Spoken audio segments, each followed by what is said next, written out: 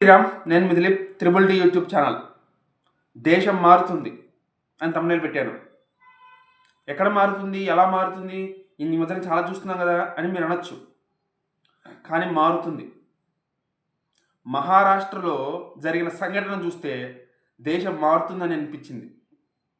ఏంటంటే ఔరంగజేబు అనే వాడి పేరు మీద ఉన్నటువంటి ఒక ఏరియాని లేటెస్ట్గా సంభాజీ నగర్ అని మార్చారంట. దేశం మారుతుంది. మన దేశం తాలూకు పోరాట యోధుల పేర్లు మన దేశపు ఏరియాలకి, మన రాష్ట్రాల్లో ఉండే ఏరియాలకి పెడుతున్నారంటే దేశం మారుతుందనే కదా అర్థం.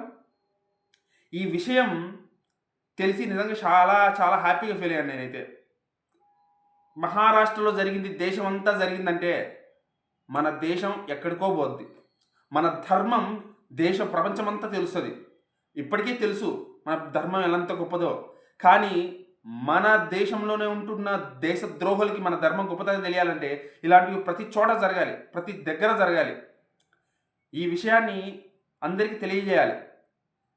దయచేసి ఈ వీడియోని లైక్ చేసి అందరూ ముందుకు పుష్ చేయండి. చాలామంది దగ్గర వెళ్ళాలి ఈ వీడియో. మన సంభాజీ మహారాజు పేరుని ఒక ఏరియాకి పెట్టారన్న వీడియో చాలామందికి చేరాలి. ఇదొకటి రిక్వెస్ట్ నాది. సో మీరేమనుకుంటున్నారో దీని మీద కామెంట్ చేయండి కింద. జై హింద్.